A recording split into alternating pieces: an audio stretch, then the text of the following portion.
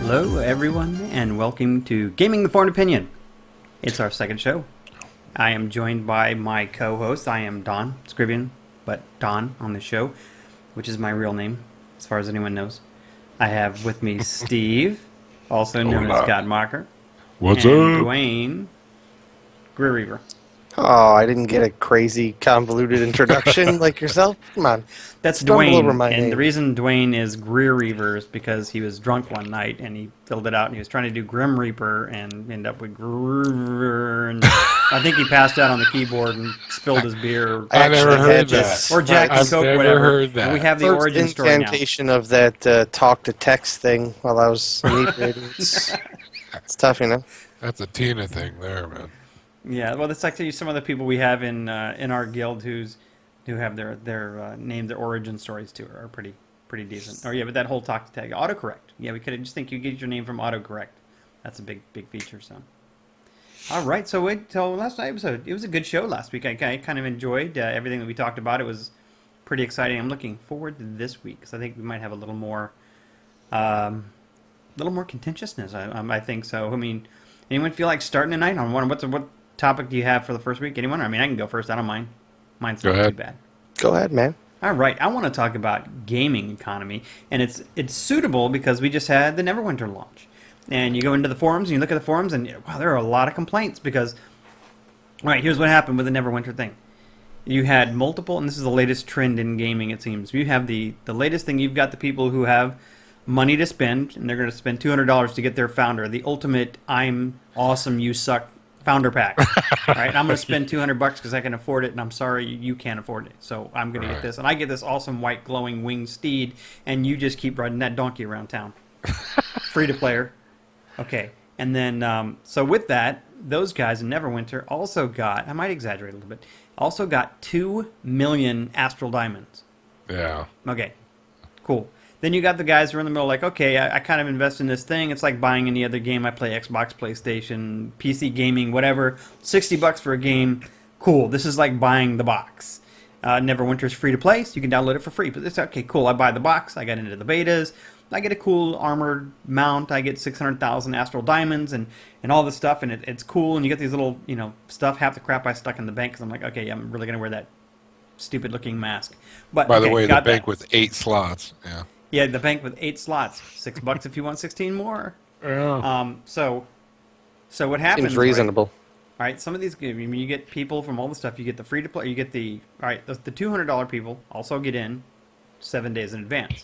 $60 people get in 5 days in advance. The free to play players get in on launch day, 1 week after the big guys. So the people who paid the most money and have the most money, who are going to affect the economy, are in the game and probably well ahead, if not maxed out, because there are a couple who are capped out within like a day or two. So guess who starts? Exploit. Guess who starts and controls the auction house? All the players who have all the diamonds. As we've discovered in Neverwinter, diamonds are the currency. Gold. Well, one of them. Yeah, but diamonds are the one that counts. Zen and diamonds. Zen is cash. right. Zen is basically cash. Right, and then you've got Astral Diamonds, which is what you buy everything off the auction house and actually use to get stuff that actually means something in the game. And your gold is for paying for potions and bandages and stuff. That's pretty much it. sometimes. Okay, so my thing is, I want to talk about the ups and downs of a new game economy and how it's because we've seen the same thing.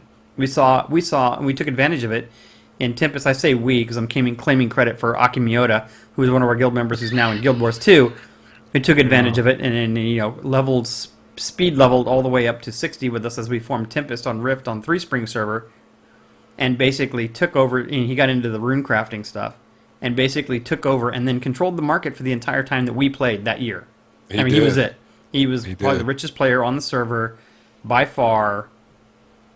Yeah, we joked about he had the prices. He had hotels all over fucking Meridian. It was ridiculous. That's right. Everywhere you stopped, you had to pay that guy. It's crazy. Yeah. So my thought is, okay, can you is there any way to deter this? And then, to go further, I want to talk about gaming economies. You got the new game starts up, and people come in there and they set the economy for the way it is. Now, if you follow the normal economic rules here, say I know Mocker just got his master's, so we're going to go with that, or Steve just got his master's, so we're going to jump into. He had to have taken an economics class in there. Or maybe he didn't. But, you've got the whole, say, supply and demand. The system will work itself out as long as there's supply and demand. People will pay what they can pay. And if they can't afford it, they're going to work to get to a point where they can get it, or the prices will come down because no one can buy the stuff. So for a new game, should players just assume this is just the way it's going to be, wait for the market? A good point that was brought up in the forums, though, is that you've also got the locusts. That was the first time I heard the term was in regards to TSW, when the dev team called the players, who basically nowadays are calling it, there's a generation of gamer locusts who come in, devour content real fast. No, I continue playing though. I've still got my subscription to Secret World, and I still log in. But the people who log in eat through the content, complain there's nothing to do at the end game, they can't afford anything, or there's nothing to do, no one to play with, and then they leave and go on. But yeah, I mean. So what is there anything to be done about the economy? You just say, let it go, let it play, and it'll work itself out. Honestly, the way things look these days, with the way games are funded now, like everybody's Kickstarter. Everybody's funding their games through this initial money. So I'd say that if anything, it's going to keep getting worse. One thing we could do is stop you from buying every lifetime subscription, Don, because that would then you wouldn't flood the market. I have one lifetime. I bought Secret World, and that was it. And you're not the auction house whore that others do. But you could be because you're in there. You're there. That's all I'm saying. No, but it's probably just going to keep getting worse. Hopefully they stop doing this. I'm going to have 87 different currencies that do 87 different things for no reason whatsoever. With regards to Neverwinter and their currencies, I'm going to say something that most gamers would thought they'd never hear referred to another game. Why don't they do what Star Wars did? Star Wars just consolidated all their planetary accommodations into a single one. Oh. So, but my comment, what do it SWTOR did, year and a half later. So, but I mean, so there's nothing to be done about the economies. I think they're doing that. I think they're splitting up their currencies like that because you're going to have people who are going to be PvPers.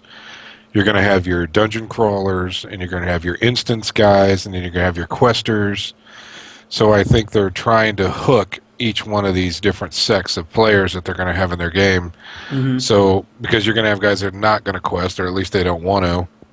Yeah, or fuckers like Santir or his brother Cax, who can find an exploit or something like that. And oh shit, I can bang out 60 in 24 hours.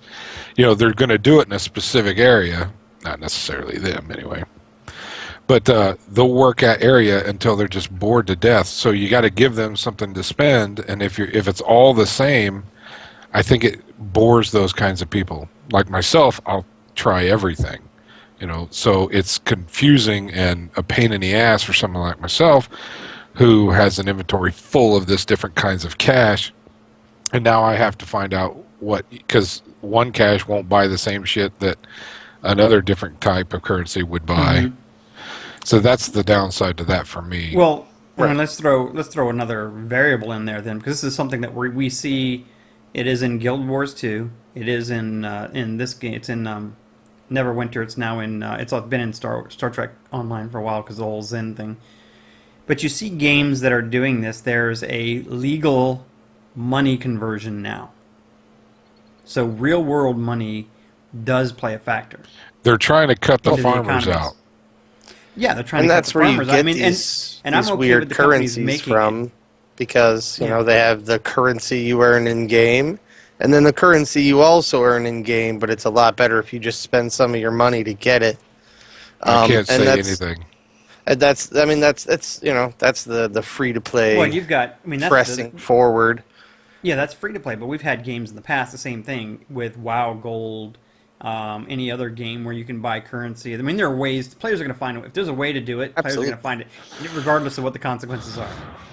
And especially, I mean, do we think that the consequences are less now because there's so many options? I mean, so what? If I get banned from Eve for buying, I mean, you can't think you can get banned from Eve for buying gold, but if I got banned for Eve for buying gold or whatever credits or it's like, okay, so cool, whatever. I'm gonna go play Star Wars or DC Online or whatever.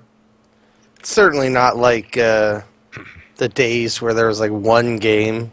You're like terrified to lose your account because then there wouldn't be any other good game to play.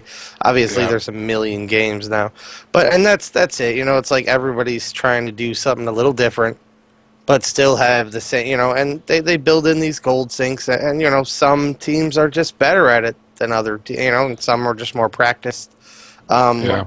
It varies depending on the game. Some Well, what the do you- economies usually eventually get blown out of proportion anyway because someone figures out a way to exploit it, and they can't even stop people from cheating in other more sinister ways.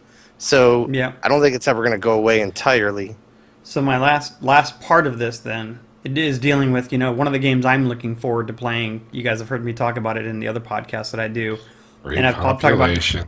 the repopulation. Yeah. All right, it's a sandbox game, and they posted their whole crafting system up on the website, and so you've got that, and you've got I know there are some other sandbox games that are titled as sandbox. Now, do you think it's possible, or is it possible? Do you think for a game to come out full sandbox, meaning there are no vendors? I mean, is it possible? I mean, would players? What do you It think wouldn't players work. would think about that if it's all player created, everything? It wouldn't work. If you had an entire group of dudes like November, or maybe a few other guys that I won't mention, they dig that sort of shit. But if you're a developer and you want to make money, if you tried to do something like that, the only way that you would be happy is if you didn't care how little your audience was. If your player base is going to be You very, mean as very thin. developers? Yeah, like if you said, okay, as a developer, I'm going to develop this sandbox to where the player logs in and he has shit, he is shit, he doesn't have a thing. If he wants to go out and he's got to chop trees, we're talking like an Ultima Online thing again. Only you can't buy anything. There's no vendors anywhere. So if you want gold, you may have to like go mine. And smelt make it. your own coin. You have to start by beating a hunter to death with a rock to get your axe. Well, yeah, exactly. and then you have to sharpen the axe with that rock. Nobody Okay, is going to do that. But step back a little bit from that and say you can get a hireling to go cut your wood for you, or something like that. So I mean, you can play.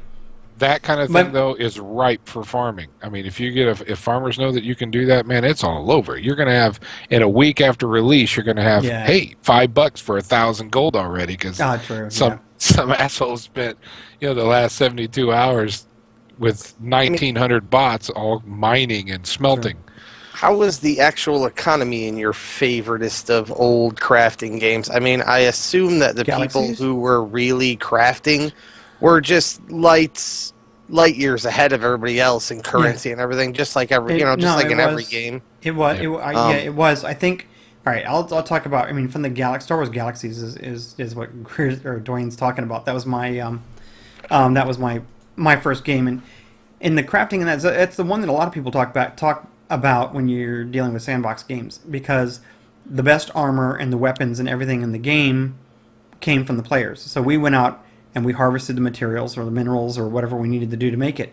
And then we worked through all the formulas. We got spreadsheets and worked through the formulas to figure out, what stats go with what to make the best, resistance. And, there's a new boss released in an instance. We need electric electrical resistance. Okay, well, we need to find something with less conductivity.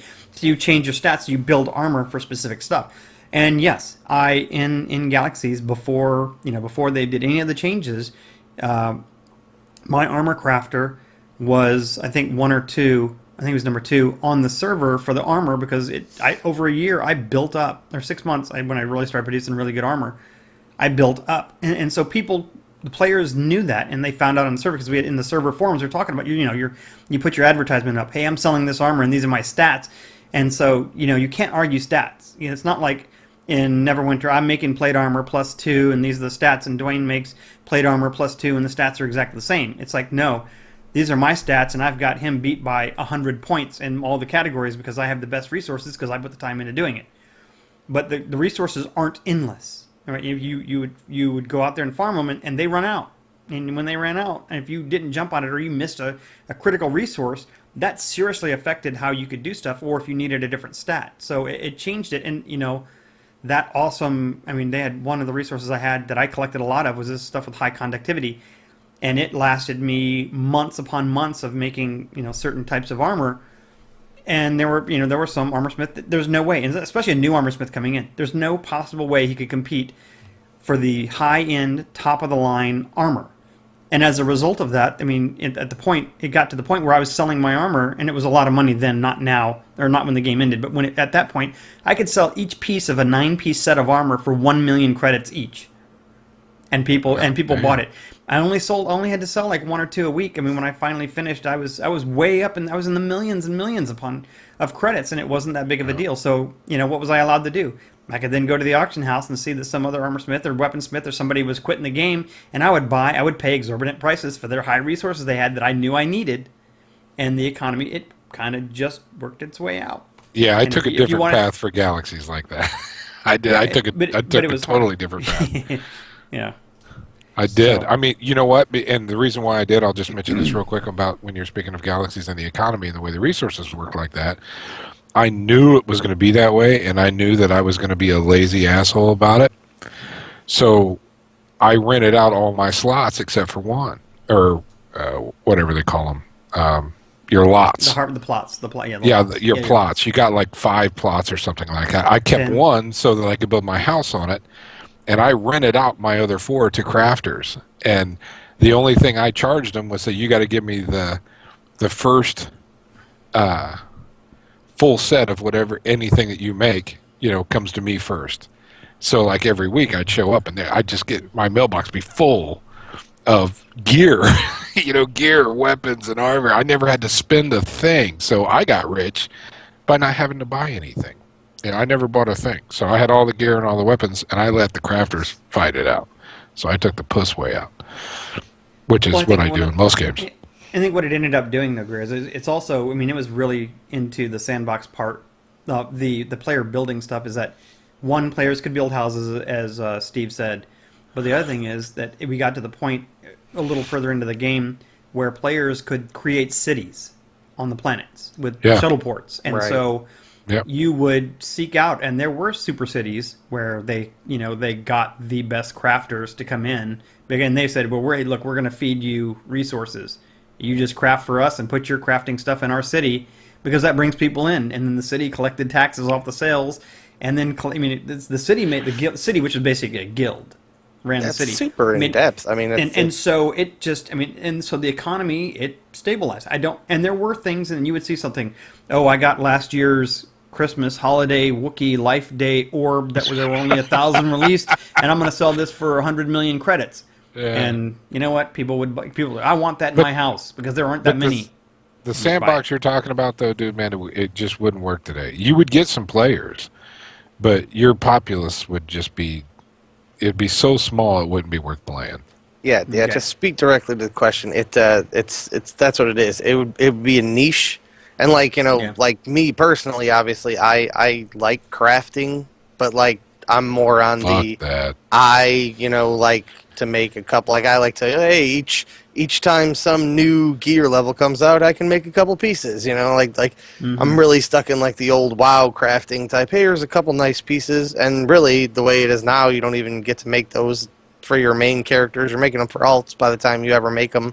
Yeah, it's the same in Neverwinter. Not at this point. But yeah, it's it's cool, and I know that there's some people out there for it, but again, It's an old you get school a thing. bloated economy, and right now it's like there's so much out there that's so much more casual friendly. It would be hard to draw enough people to make that like the booming, but like a super cities and all that, like that's a population that you might not ever see in that kind of game again. I think what I think I personally I would like to see. I don't mind going in there even Neverwinter now. Like I said, I got my Guardian Fighters up at 60, so I'm starting to run the epics. And why am I doing it? Because I want the shiny new armor. Because I want I want the shiny new armor, and that's what a lot of players want already. And hey, there are people way faster than me. But I want the shiny new armor, and I think in most games I want the new shiny gear. I mean, I logged into DC Universe today, adding to my gamer ADD, and I'm looking at. I created a new character. I'm like, what do I want? I want the epic level superhero gear, and it doesn't matter what the game is in Star Trek. I want the best ship and the best weapons. So which most people do. I think what I would like to see in an economy. To me, it would be successful if you took let's take World of Warcraft and you made it and say, okay, you have this ultimate uber item level 560 gear is the highest you can get out of heroic dungeons. However, players can make epic level 585 gear because the parts that drop out of dungeons and PvP and gathering and that all these different areas in the game where it's like a little bit here, a little bit there, a little bit there, contributed so that I think I want player made stuff to be the best. And if you want to encourage people to raid and PvP at in game, put the parts in there. And somebody and so you might be the PvP master, Dwayne, and I know you love PvP, and if you're like, all right, well, I need Don to make me this new big badass rifle that's the best thing to do, but I know the best barrel comes from PvP, and hey, that's what I like to do. So what I'm going to do is I'm going to get 2 barrels. I'm going to give you 2 barrels, and you make me one rifle, and you can have the other one.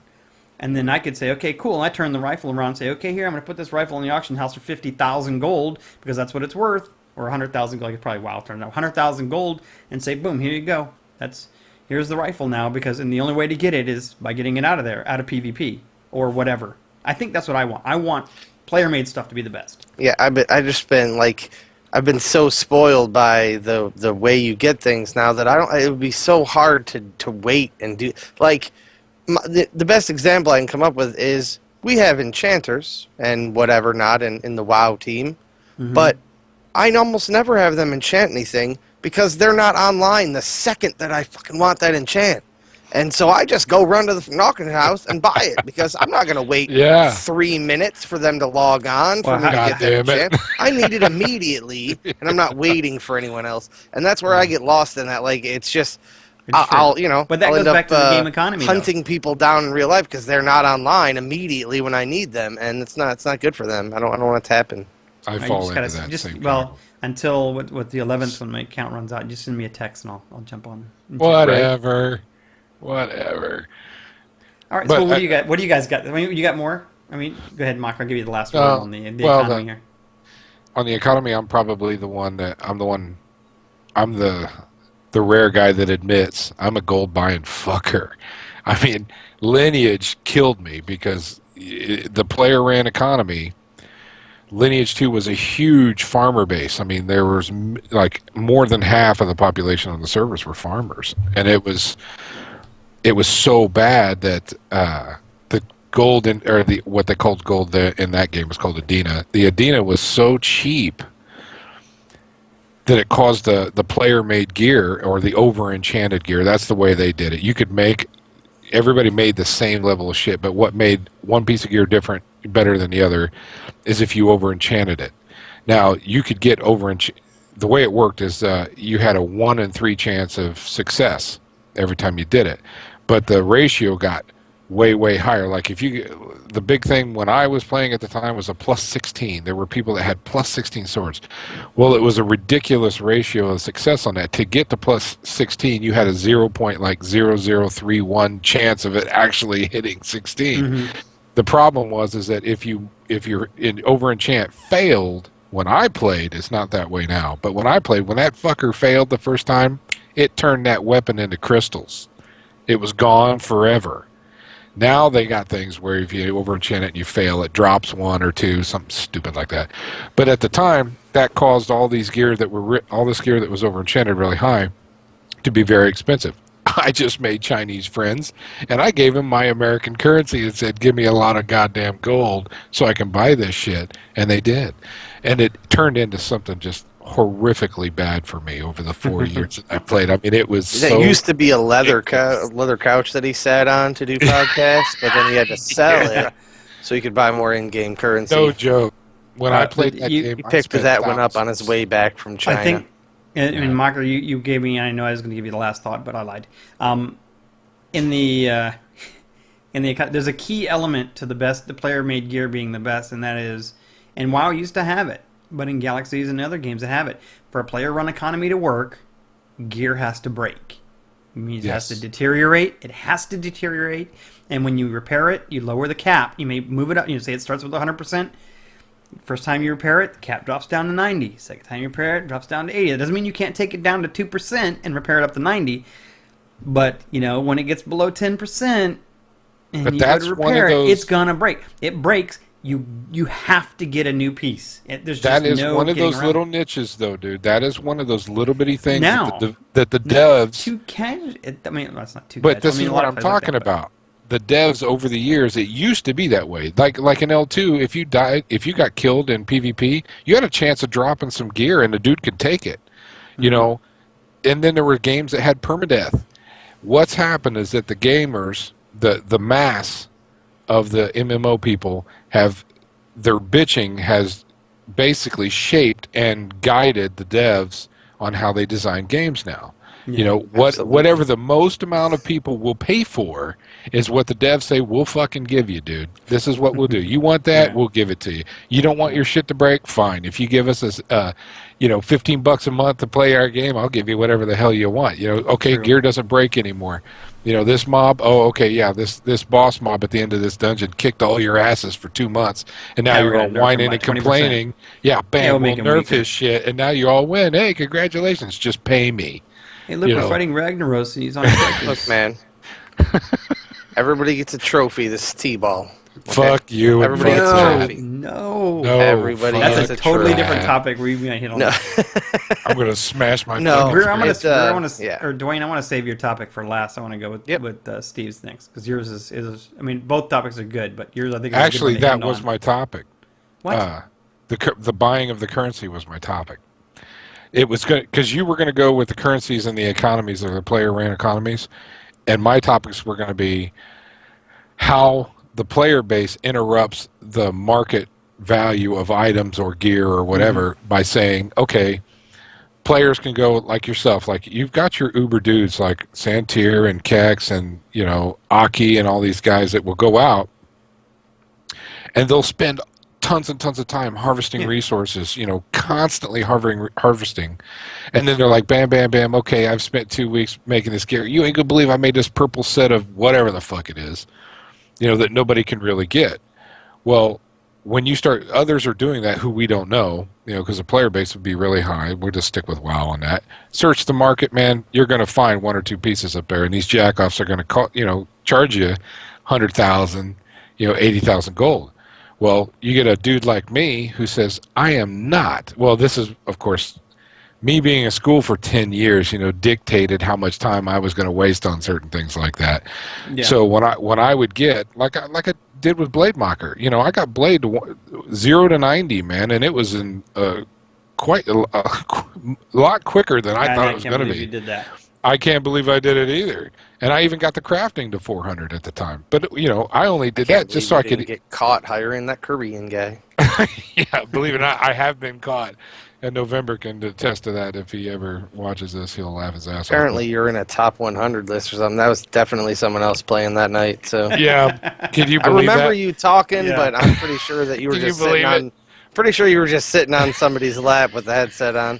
I'm just in Vin. I'm letting me Long play my character for me. Yeah, I'm in the top 85 in the world. Blademacher's top 85, I think, in the On that world. particular boss, yeah, Yep. something like that. Yeah. Yes. You are number Subtlety 87 out rogues. of 88. Out of 88 players that did subtlety. So, well, you know what? I recall back. I remember um, after I shifted from Galaxies over to World of Warcraft, and I remember, and I was on the fence with the whole buying gold thing. And I know this is going to be a contentious. I mean, it is a contentious subject with a lot of people Sure, I've in pissed buying me. in-game currency. But I remember at the time reading an article, and I think it was an interview, and it was about a war or a WoW player, and I think it might have been a New York Times article, and she was basically saying that yeah, she played World of Warcraft, and she was a successful, because not everyone who plays World of Warcraft lives in their parents' basements. Obviously, all of us, are all successful off on our own, in our own houses, doing stuff. As much of the older, the average gamer age right now, I think I just heard a couple weeks ago is what 35. Yeah. I mean, it's in I the mean, so 30s. as much as you may That's MMO crazy. gamer kind of thing. So I mean, so as much as we may complain about the say WoW kitties and all that other stuff, well, the average is still 35. But you have people who are successful people across all kinds of lines. I mean, or have other things. I mean, if you got people who are EMT, police, fire, whatever, military, who are deployed all, they can't play all these different hours, and they can't put time in. And then this lady's argument was, hey, look, I get to play maybe 2 hours a night. And she was a raider, and I guess a lot of this must come around the whole raiding thing, because that's what a lot of the argument comes from. She was a raider, and she goes, I don't have time to go gather herbs and buy and make these flasks, and spend 2 hours gathering herbs on Monday so I can raid on Tuesday, and spend 2 hours gathering herbs on Wednesday so I can raid on, every other day so I can raid. I think she was raiding 4 or 5 times a week, whatever. Right. But it's those kind of things God of damn. gathering and making stuff and getting my enchants. She goes, I don't have time for that. And you know what? I'm in a job that I make, enough money that I should be able to just go in the game and buy what I want. I mean, I could put down, because I can afford it. And it's not, I'm not, but her, I mean, the thing you have to look at the difference is she's doing it for her own, as a lot of players do, for their own thing. They're not looking to hurt the economy. A lot of players are not looking to hurt the economy. Exactly. Not looking to screw anyone over. It's just, if you're sitting there, what if you could do that for World of Warcraft or any of these other WildStar when it comes out with 40-man raids or any of these raid things? If you said, hey, you know what, we don't have a subscription, but these are the things you're going to need to raid. So what we're going to do is we're going to charge in our cash shop $5 a month, and it's a raid pack for the month. And you can just go $5 a month. You go in and you say, okay, I need, and it'll give you this many flasks, this many enchants, this many things that you need. That they know, they build the system. The devs know what players are going to need or want to be successful against raid bosses. And so if they just build it into the cache, say, here's your raid package, $5 a month. Just go in there and buy it. That's all it costs. But it isn't going to matter. Now, are you for that? I'm wouldn't for like it. it. Saying you're for that? I don't have a problem with it. I wouldn't like it. And this is coming from a guy who I would do that, but I would do it illegally. I would ban my account with the way I would do it. I wouldn't want somebody to say, you can go buy a raid pack that'll last you 30 days so that you can raid. I would hate that, because I know in 30 days that gear fucking is gone. I don't want that. If I got something, I want to keep the fucking shit. If I come back in 2 years, I'm talking mostly. This is like consumables. I'm not talking raid gear. This is consumables. Well, you can give them that Potions, option flasks, if you want. food, whatever. But I fall in the exact same category that this chick that wrote that article was talking about. I fall exactly in that, at least the last decade. I didn't want to fuck around with that other shit. I've got the money. I'm going to go buy me some goddamn gold so that I can hit the auction house and buy whatever the hell I want and do what I need to do. How about a modified Diablo 3 thing then? How about if players can put those things together and they get the money? They get a cut of the money. 50-50 with the game company. $5 a month, players build raid packs. I haven't So it's seen player that. built. I haven't Player seen that built. kind of market yet, but if somebody actually did that, they're going to fucking make a shitload of money. They're going to make a shitload of money. You ought to see the cash shop on D3, for Christ's sake. I mean, there's hundreds of thousands of dollars worth of shit on that auction house, man. And I got to tell you right now, I was buying $20 pieces left and right when I hit. But we had Nightmare. So you can afford to do that, and you got players who are free to play. They don't make that much money. They're going to complain. Well, it's an unfair advantage. Exactly. But then again, the D3 thing worked out because we've had guild members in our guild who said, okay, you guys are switching, because we all, we have that shift of games, and we were shifting out of, I don't even remember a game of Guild Wars 2 over to WoW again to raid. He's like, oh, I don't have enough money to buy the expansion. Oh, let me go play. I'm gonna go play D3 for a couple of weeks. And he played for like a week, and he goes, okay, I made money on the auction house. I'm good now. That's how he bought the game. I mean, so he worked it the way legally, worked their cash thing. So. Well, we'll get off of that because, I mean, I'm sure there's already people. I'm waiting for the bullets and the rocks through the windows and shit. I mean, I've always caught hell for that. The Germans got me started in it, and I just, as far as November hated it. Well, I mean, you know what? Can you stop it? Is it ever going to stop? No, you'll never get. That's the reason why the farmers are so prevalent. I mean, I was in Neverwinter yesterday or day before yesterday and started catching spam already about farmers, hitting me for spam. I couldn't believe it. Farming? You want gold farming? Log into Age of Wushu. Yeah. No, I tell you what. We take it a step further because players are doing it one way or the other, and I'm sure there's stuff that the three of us don't know. I'm sure there's stuff that we don't know about. Oh, maybe Marker does, but most of us don't know about it. But you know what? You saw it in WoW in the old raiding days, and I've seen it today in raiding days too. The underground, hey, you pay us $5,000, or you could sign up for our website and be in our closed team speak, and we're gonna work a deal out. You pay us $50. We're gonna run you through Black Temple and get you geared up. I know two of them right off the top of. I remember there was a WoW Pro Guild. You had to pay for membership. You had to pay member to go in there. And if you, depending on the level of membership you paid for, it got you privileges. And if you paid the $100 a month, you got the ultimate pack. You were guaranteed 4 raids a week until you were 100% in the max gear. I believe it. And there are people that are maxed out. Yep. And the people who are taking you through are the first guys through. Well, the last thing I'll mention on this, those kinds of guys, because I'm going to take the last fucking word, goddammit. So those two websites that I know of specifically, the first guy I ever started to ask to buy gold from, his website is huge, and he's the one that's got this. Is he the owner of IGN? No, sir. No, I don't even want to mention his name. I'm not going to even mention the websites. But they've had for ever since WoW's come out rating schedules, and you can contact them, and they're going to say, hey, bring your tune to our server. And you tell us exactly what pieces of what gear from anything in the entire game that you want, even the legendary stuff. They're going to say, okay, well, for our time, it'll cost us $5,000 to get you the legendary from whatever. We're not going to put a time limit on it. You just got to give us your account information, and we'll call you when we're done. And then what'll happen is that you'll get a call one day and you'll log in the game and your dude's going to be completely decked in the glowy, sparkly, whatever the shit, and you're going to be carrying a weapon that makes you look ridiculous, all sparkly and glowy.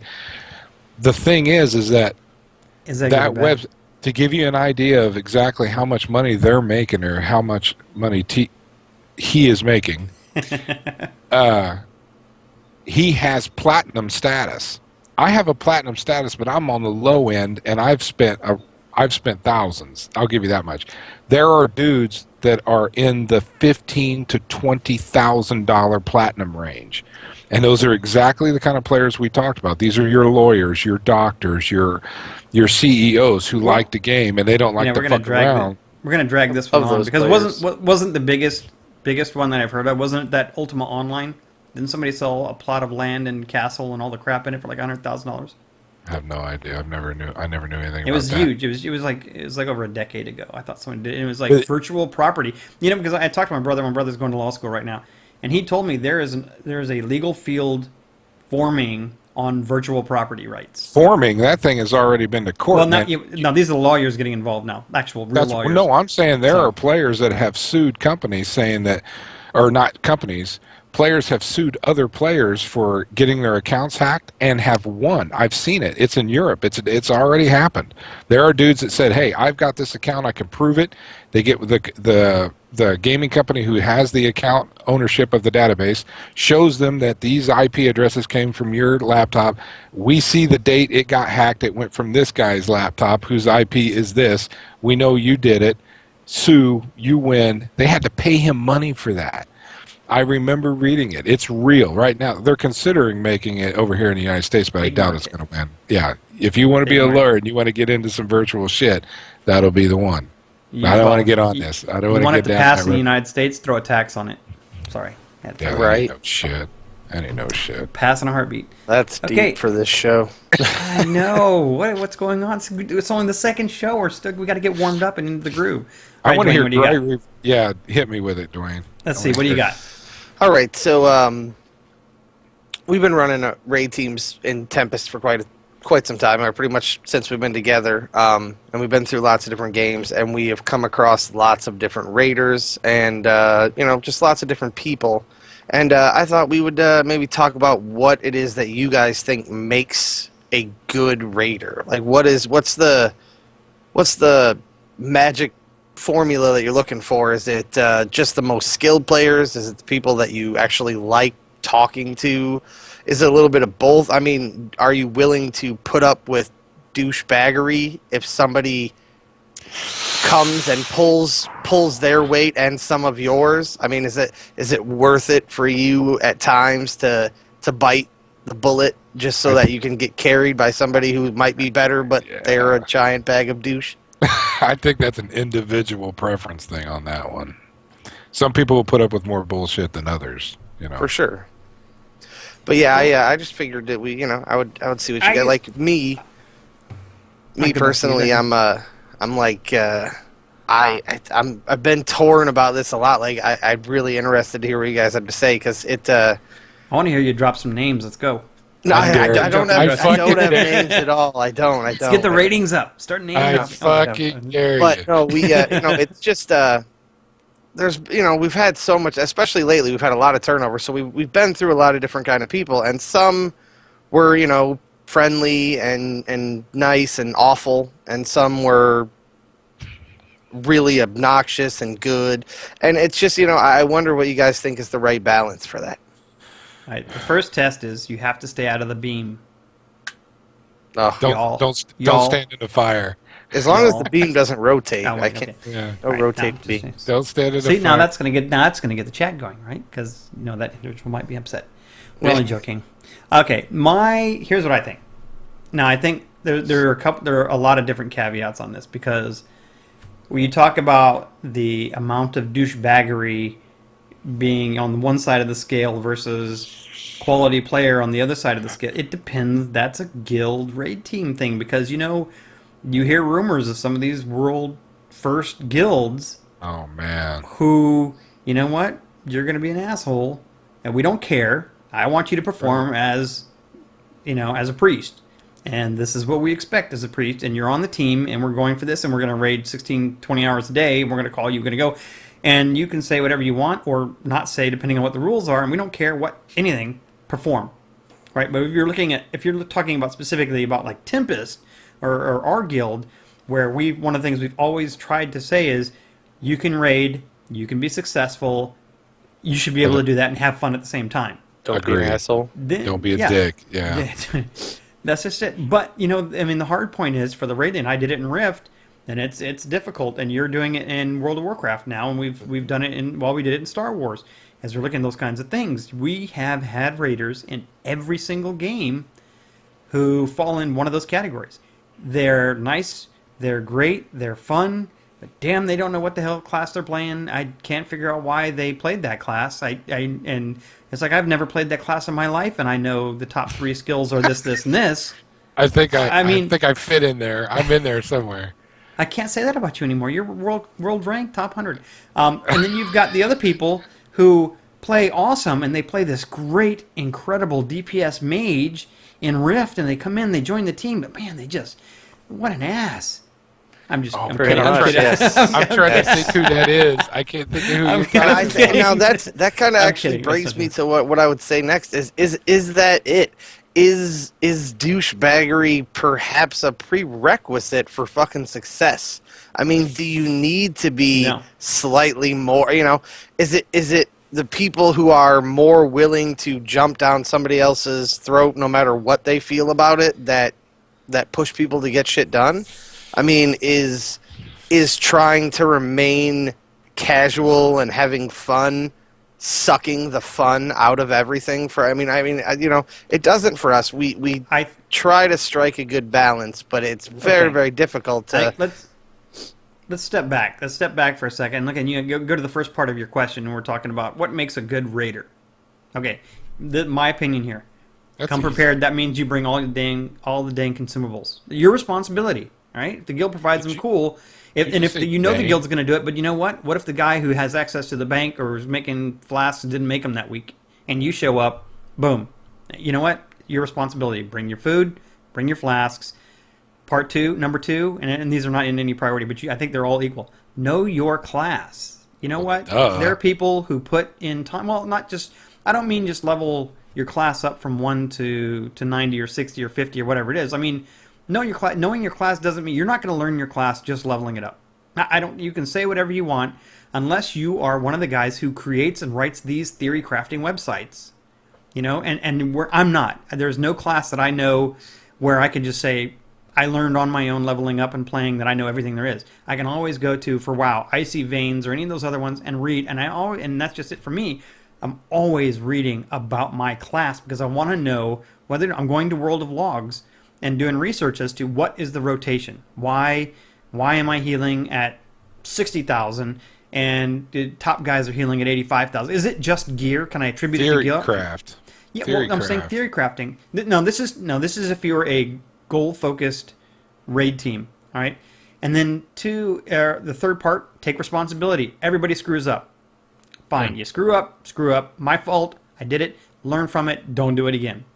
Or if you're having an off night, say, I'm having an off night. I don't know what's going on. You hang in there. We'll get this. Let me really focus and yell at me, whatever.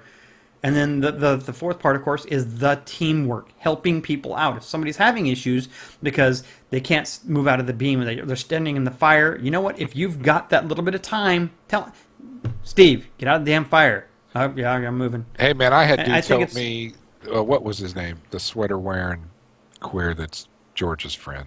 Kabuto. Oh. Kabuto. Nice. The sweater-wearing queer, yeah. Can that be the tagline at the top of our show? Oh, my God. He'll love that. Yeah. But in Rift, when you were talking about that, that's the whole reason why I ended up going to Bard. My DPS rotation sucked ass. Even when Kabuto tried to give me the rotation, I wasn't meeting the DPS numbers. That's the whole reason why I went Bard. We all know it. We like an amazing sniper in SWOTOR too. Like you got down and crouch, and then you just waited till the boss killed you with his abilities. Isn't that how it works? Something like that. Something like that. Crouch, push your buttons till the boss kills you. We'll see. So those are my things now. Okay, those are the things I think, and there's probably more. We could each probably go on for a long time on this. Now, can you do that and have fun? Yes, you can, but the caveat is you need whatever the raid size is, and assuming everyone shows up for every raid on time, and that's the other, you got to show up on time. If you're doing a 10-man WoW raid, you need 10 people like that, and you'll have fun. Why? But you're never because everyone's doing what they're supposed to be doing and taking responsibility and working as a team. But that's the 25-man top world. And you know how you get to that 10? You start out with 30. Mm-hmm. Yeah, and that's how you get to that 10. Yeah. And the real thing is, it's like a lot of, I say all this, we've encountered a lot of douchebaggery, and we've just encountered a lot of nice people too. But a lot of the douchebaggery generally stems not from the person being really, like, normally the whole time we get along with them great. They're great, sounds like they're cool, and then, someone else isn't doing their job, and they start getting annoyed with that person or whatever, and they start saying things that are ridiculous, and we just get into these situations where it's like, people become douchebags, and they have. It's like what I don't know. It's where you get into like what's your right what's your expectations? Like if you come in, almost treat it like a pug. Almost you treat it like a pug. When you talk about if you all pugs were voice, you had voice enabled. I say Neverwinter, which has the voice thing. I mean, it's the state the rules up front on our raid team. This is what we're gonna do. All right, everyone has a voice after a boss failure. Here's what we're gonna do. We're gonna take 2 minutes, bullet points only. If you saw something wrong, say it.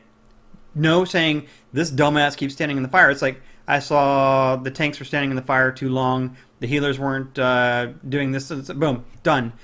The other half of that is, as a player, you got to be able to take it. And it comes back to taking responsibility. Oh, yeah, I guess I did stand in the fire. Yeah, my bad. Yeah, I'll try not to stand in the fire next time. And then the somebody telling you in the middle of the raid, dude, you really need to. Why are you asking me mage questions? Seriously, you're the mage. I'm playing a priest. My secondary is a Right. rogue. My third is a warrior. My fourth is a paladin. You're asking me how do I know? I've sent you to Icy Veins 18 times. Did you look at it? Did you look at the website? Seriously, read it. Stop asking me. I don't know. I appreciate the fact that you suggested taking 2 minutes after each pull.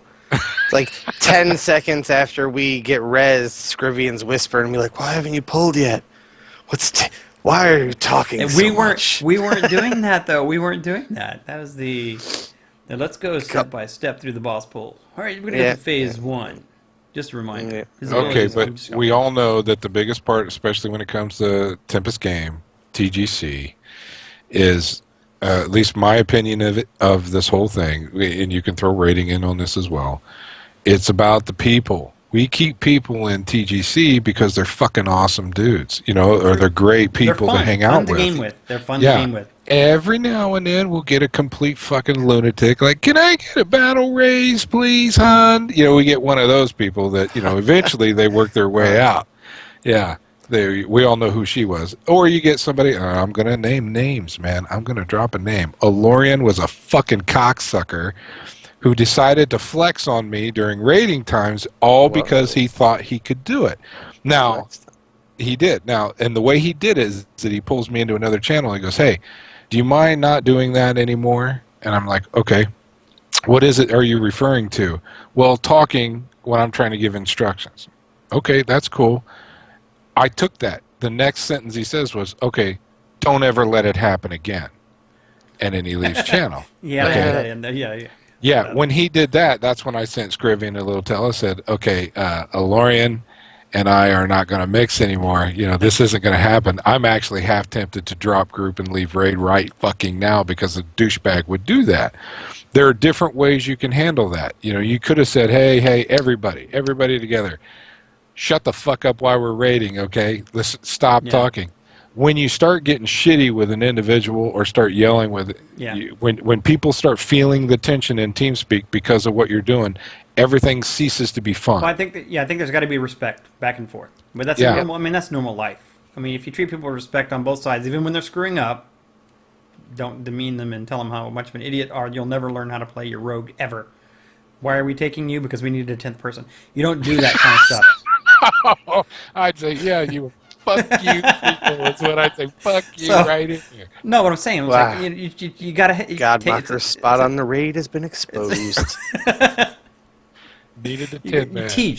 Teaching goes back to teaching them teach them how to do stuff right. We figured having you in there was better than not. But I'll tell you what, as far as Mocker is concerned, on any of the raiding I've ever done, I mean, yes, it's no secret. I am a completely shitty raider. I suck at raiding. I'm involved. Fun to play. That's what I'm saying. I'm involved with it because I dig the people that I'm playing with. I understand we got some people like Dwayne, and there's a couple others. Now, I'm going to come right out and say it. Dwayne knows his fucking shit when it comes to the raids. I personally dig the idea that we can go into a raid instance and Dwayne immediately steps up and says, "Okay, this is what we're fucking going to do. This boss is going to do this, and this. Don't fucking stand over there. Don't fucking stand over there. Come over here and do that." Somebody that knows every step of the specific raid. If we didn't have that, we're going to be a bunch of clusterfucks running around going, "What do we do? What do we do?" We'll never get anywhere. When you boil Dwayne's groups down, all the way down to the very core of the problem, is that people just don't pay attention when they're supposed to, or people don't know what they're supposed to do when they do it. Not because they haven't been told, it's just because they're not paying close attention to what's going on. So then you have to you got to temper yourself as far as saying, okay, do I want to put up with this fucking shit because I'd really like to get the end of this raid, sometime in my goddamn life, or do I just say this is just the way Tempest raids, and it is shitty because we'd like to finish them a lot faster. We've had a number of people leave because they don't like the way we raid, and they do, fine. Goodbye. It's different expectations. That's probably the core of all raid problems that I've really ever had. In reality, it just comes down to different. I mean, beyond people just being really bad or whatever, or really dickish, it's just different expectations. and it's really hard to get 10 people that are really on the same level. Like, I usually want more than the majority of the raid group, but I want it with our group. You know, like, I don't want to go get it somewhere else. I want to, you know, force us into that, you know, hole that we don't fit in and make it happen. And, you know, you run into the butting against the wall time to time in that. Well, I mean, we did it for a while. We had to do a meeting with the Raiders. You know, we're calling our own guild out. We had a meeting with the Raiders and said, this is what the expectations is, we're going to do. Everyone agrees. Everyone agrees. And then something goes wrong a month later, and people quit, and you're, what's going on? Why did this happen? And we get back to the defense of, it depends on what is.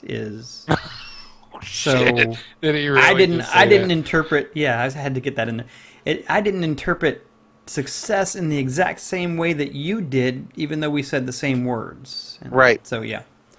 Again, you want the successful raid team that goes in and kicks ass every week and has a blast doing it. Get 10 people of the exact same mindset with the same expectations, level of responsibility and commitment, and good luck with that. Well, just keep turning them over until you. I know. But that's where we're at now. I miss raiding with you guys. I do. But I'm telling you right now, I'm the reason. I am one of those raiders that will happily step back and step out of the raid group when we have people that can fit, that will do better DPS, and that will know the fights better than I do. I mean, how many times have I fucking come to Scrib in whisper and say, "Dude, I never watched that fucking raid video today. I'm sorry, I did watch it. I suck completely. Well, I'm going to go ahead and go on raid, though, and I won't say anything, but I don't know what the fuck I'm doing. I'll step out, because I'm telling you right now, I am one of those people that I will sit in fucking channel because Santier's in channel, because Kex is in channel, because Scriv is in channel, because Dwayne's in channel, and we're all fucking getting along. And yeah, we might throw Tina in there, I guess, if we have to. I had to say it. I'm sorry. I want to have even that fun, less successful team would be turn raiding into a drinking game, and then we could really. Oh man, that's shots for boss. What Steve just said. Even that, I think, is like a difference in just how we see things. Like, he comes to the raid and he's like, I don't know the thing, and if somebody comes in it's better, I'll gladly step out. And I think, I like me, if I were that, like, in that situation, I'm more like, I'm gonna go fucking make sure that I'm that person, because I'm not gonna let somebody replace me. Like, you know what I mean? I don't want to step out ever. Yeah, I will.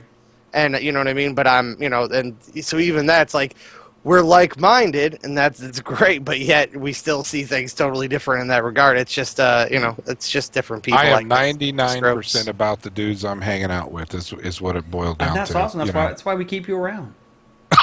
Fuckers, you're such a fucker. Yeah, it's really not whatever. Any of your positive contributions. It's whatever. It's your your witty forum posts keep you down. Hey, at least I give it a shot. You do. I try. You do. Okay, no, but I'm not going to hide the I fact that I fucking suck on my DPS levels. I can't help it. I'll never forget Rift. I will never forget Rift. You know what? Yeah, you cut yourself short. You've done some awesome stuff in our rating when we needed you in there.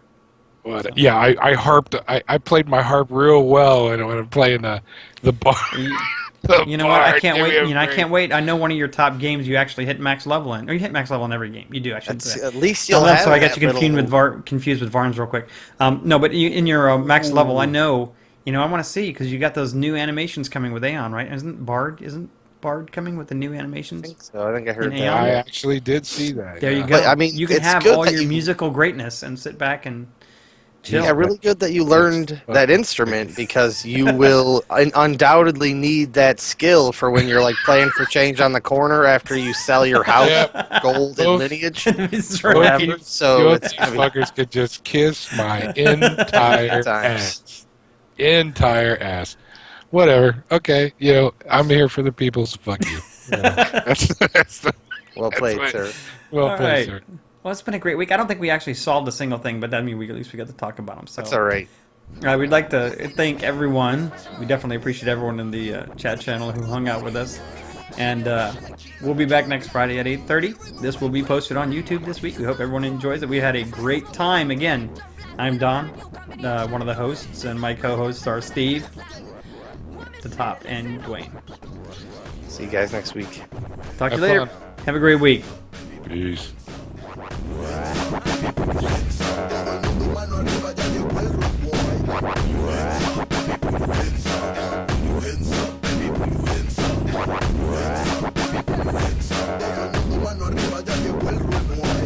Wind up on me one wine at a time. When you grind up on me one grind is a crime. Looking at me eye, looking at me dread, one looking at me face, and you can't forget. Rude boy, throw your hands in the air. Like a way that the saloon know that we don't care. Rude boy, with your hands in the air. Until morning come, we know where the party there. Hey mama, la fiesta comenzó, vámonos pa' mi cama. Ese bautizo va a cambiar mi corbata. Voy a hacerte loco como hacer limonada. Fácil de preparar y no me dirás nada. Estoy arrepentido como fiesta pagana. Mi pana, nos fuimos hasta mañana. Toda esa cara moviendo esa nalga. Y yo con mi cara te encuentro anal.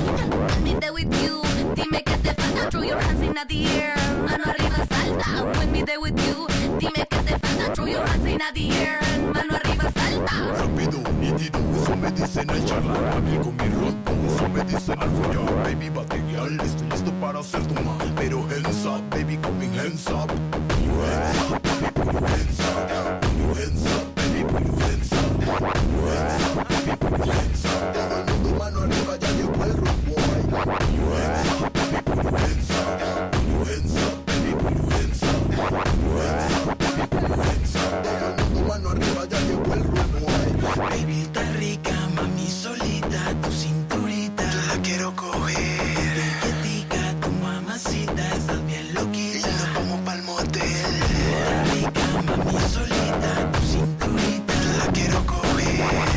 Tica, tu mamacita, estás bien loquita. Y nos vamos pa'l motel. España girl can sing ragamuffin. Like John Black say me wanna tell you something. She said España girl can sing dance hall. Me shoulders are like bullets, seguro no nothing at all. What them I want, shout ya. Them I want, them I want, school ya. What them I want, chat ya. Them I want, them I want, roll ya. Hands in the air. Put your hands up, put your hands up, baby, put your hands up. Put your hands up, baby, put your hands up. Todo el mundo mano arriba, ya llegó el rude boy. Put your hands up, baby, put your hands up. Put your hands up, baby, put your hands up. Put your hands up, baby, put your hands up. Todo el mundo mano arriba, ya llegó el rude boy. Yeah, DJ Shaky. check it, listen up. This one I be all the freaky girl, them the here who have it broke up. Look up, If you wanna see me like that, that's right. Like that. So let's up in the air. All the girls them want it broke up.